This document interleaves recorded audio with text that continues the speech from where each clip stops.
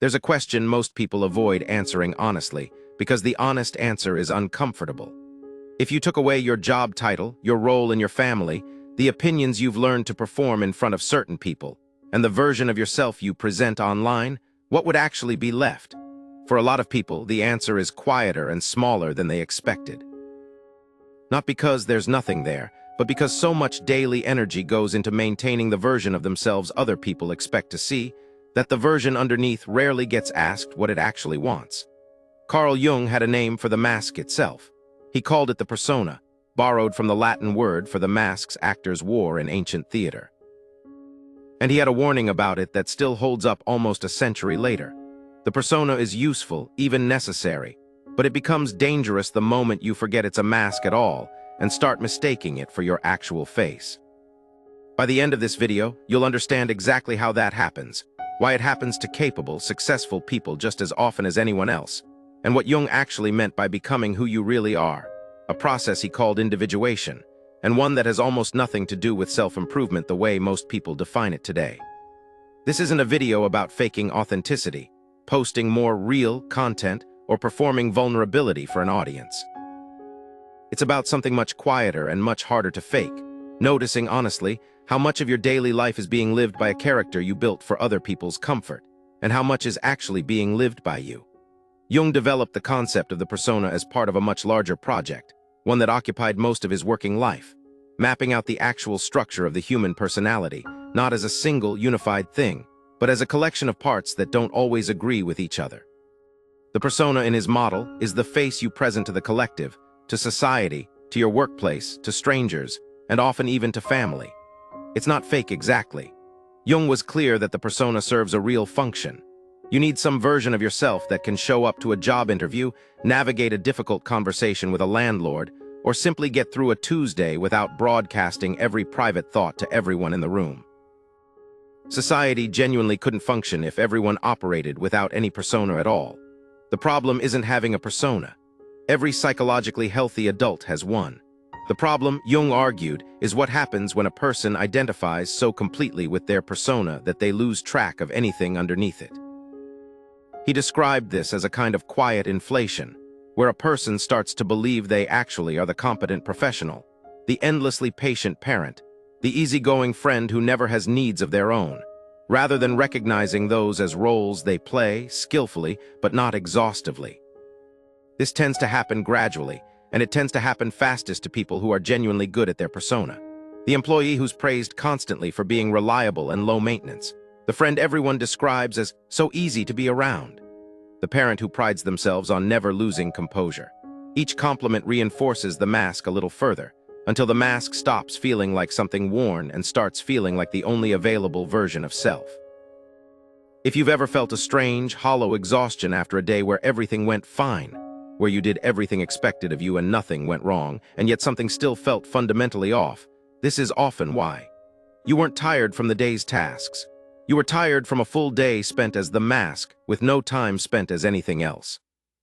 If this is helping you see something about your own patterns, subscribe now, because this channel breaks down one piece of Jung's work every week, always explained clearly and applied to something real. There's a specific tell Jung pointed to for recognizing this state in yourself. The presence of a nagging, low-grade irritation whenever someone treats you exactly the way your persona invites them to. The reliable friend who quietly resents always being the one people call at 2 a.m. The competent employee who seethes internally every time a new task lands on their desk without anyone asking if they even have the bandwidth. That irritation isn't ingratitude. It's usually the first audible signal from the part of you the persona has been speaking over. Jung also noticed that this dynamic tends to run in families and workplaces alike, almost like an unspoken contract everyone quietly agrees to honor.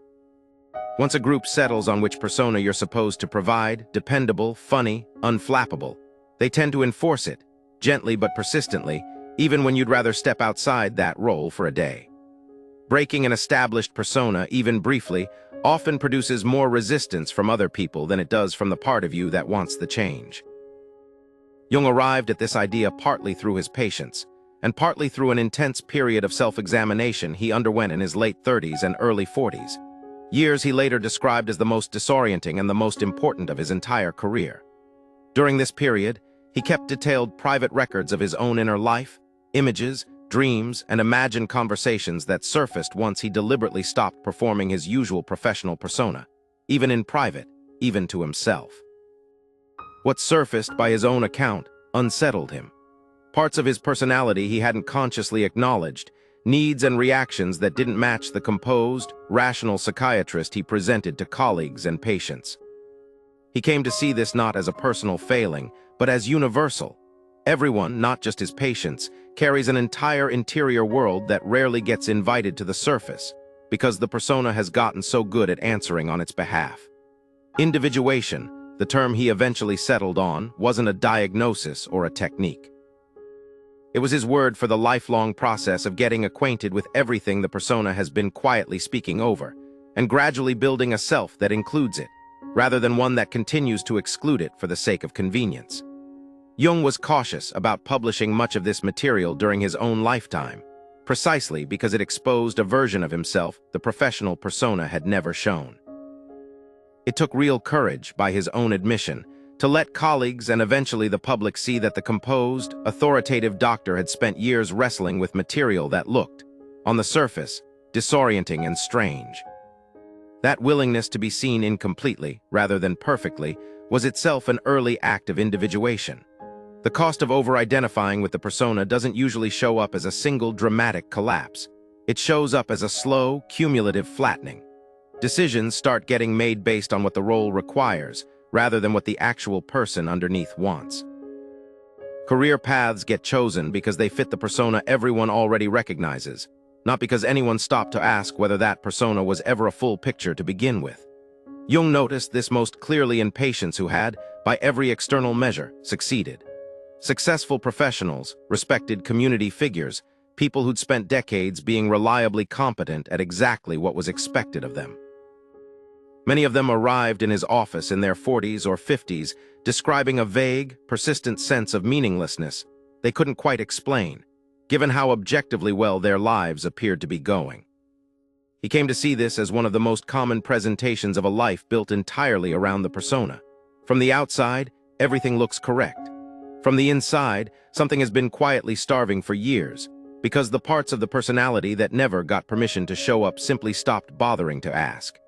This particular kind of exhaustion is often hardest for other people to take seriously, precisely because it doesn't come with an obvious cause. A friend going through a visible crisis gets support without question. Someone quietly describing a well-functioning life that somehow feels hollow often gets met with confusion, or even mild envy, rather than understanding, which tends to push the feeling further underground instead of bringing it into the open where it could actually be addressed. Jung also observed that this presentation often arrives disguised as a practical problem rather than a psychological one. Patients would describe wanting a career change, a new city, a different relationship, convinced that some external adjustment would finally resolve the flatness. Occasionally it did, but far more often, the same hollow feeling simply reappeared in the new circumstances within a year or two, because the actual gap wasn't between the person and their environment. It was between the person and the parts of themselves they'd never invited along in the first place. Here's where individuation connects directly to something we've covered on this channel before, the shadow. Every persona has an inverse.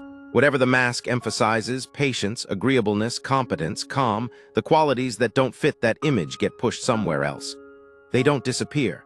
They usually end up in the shadow, the part of the personality carrying everything the persona had no room for.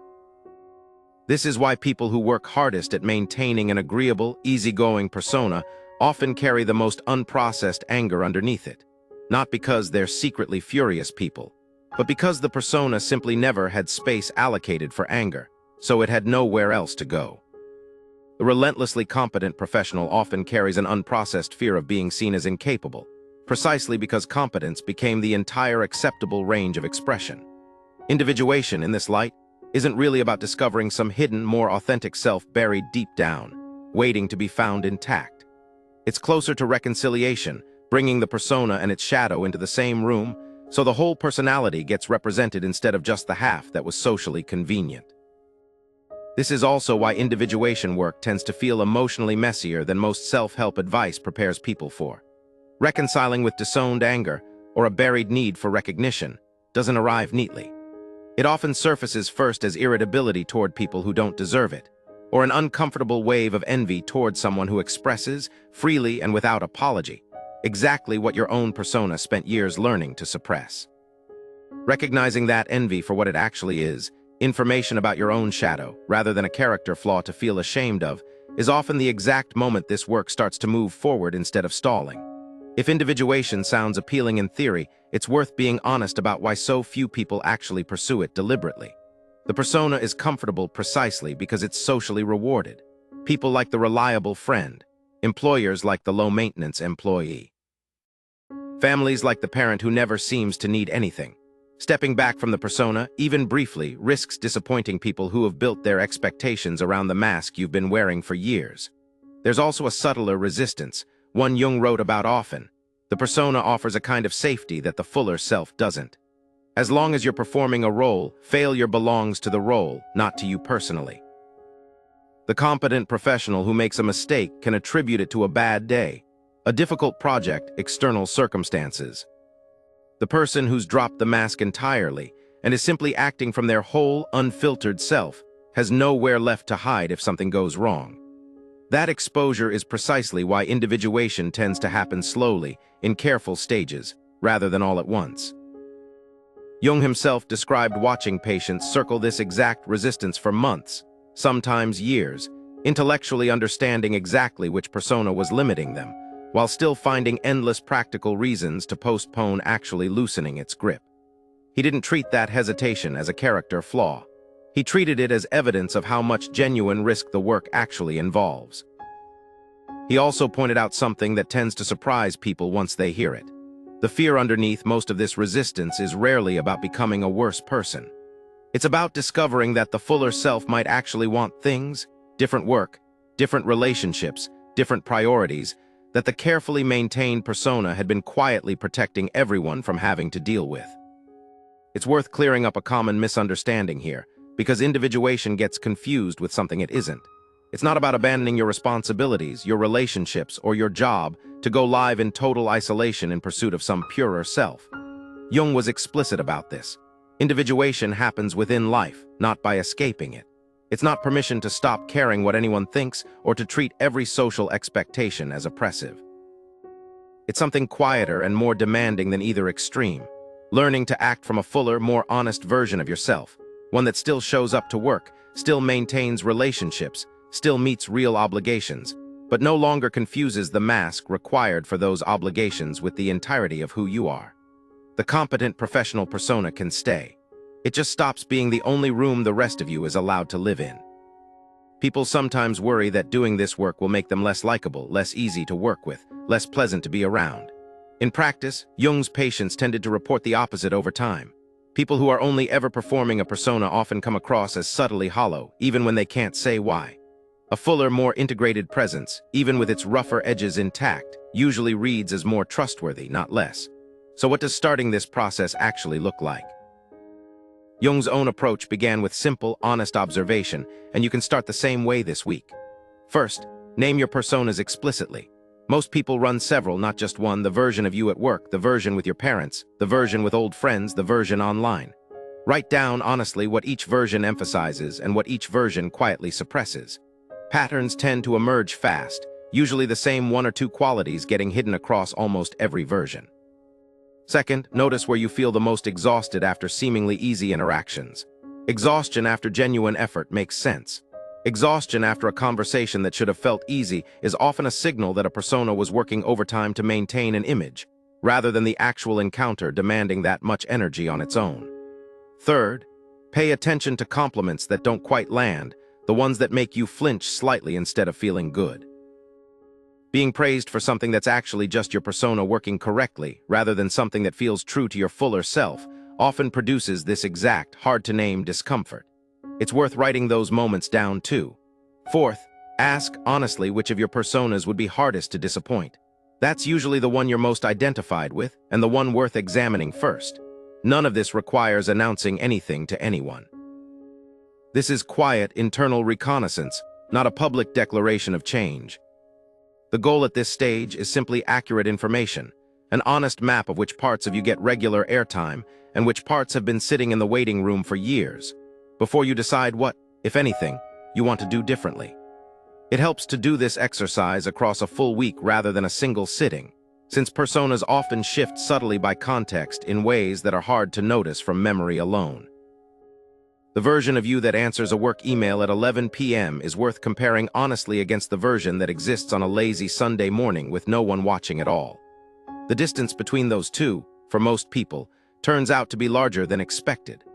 Once you've identified a persona and its likely shadow counterpart, the next step isn't a dramatic confrontation, quitting your job, or having a difficult conversation with everyone in your life at once.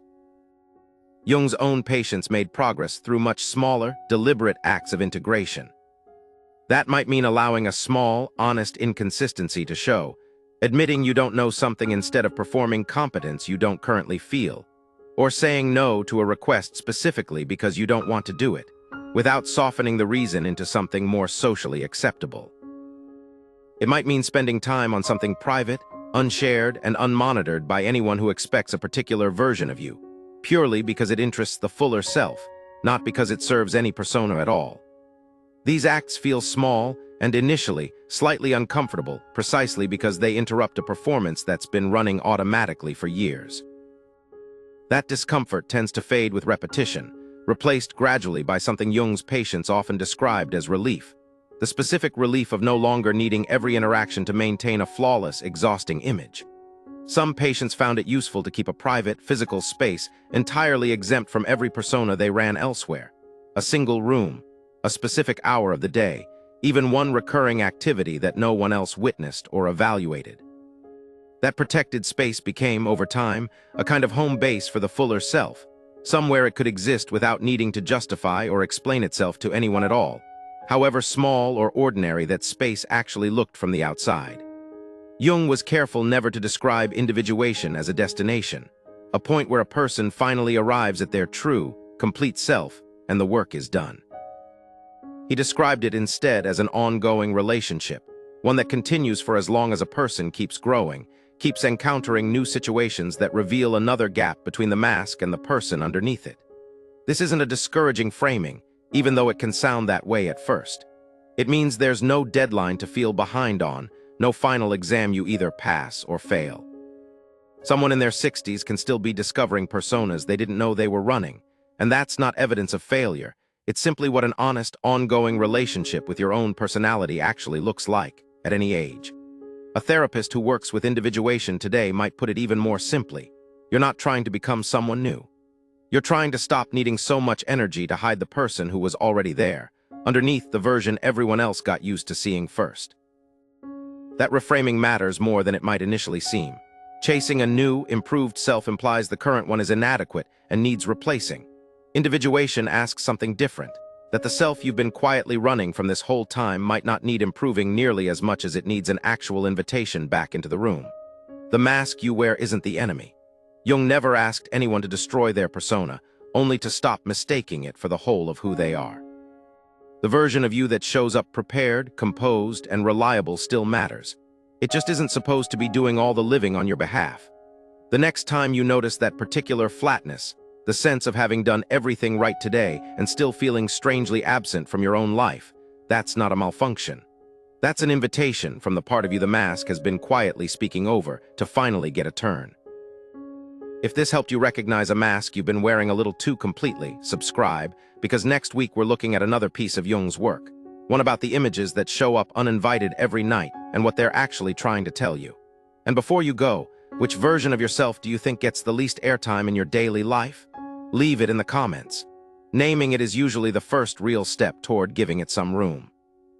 Jung spent decades returning to this same idea from different angles, in different case studies, with different patients, because he never considered it a problem with a final solution. There's something quietly generous in that framing. It means you're not behind. You're simply still in the middle of a conversation with yourself that was always meant to take a lifetime. The mask you wear isn't the enemy. Jung never asked anyone to destroy their persona, only to stop mistaking it for the whole of who they are. The version of you that shows up prepared, composed, and reliable still matters. It just isn't supposed to be doing all the living on your behalf. The next time you notice that particular flatness, the sense of having done everything right today and still feeling strangely absent from your own life, that's not a malfunction. That's an invitation, from the part of you the mask has been quietly speaking over, to finally get a turn. If this helped you recognize a mask you've been wearing a little too completely, subscribe, because next week we're looking at another piece of Jung's work, one about the images that show up uninvited every night and what they're actually trying to tell you. And before you go, which version of yourself do you think gets the least airtime in your daily life? Leave it in the comments. Naming it is usually the first real step toward giving it some room.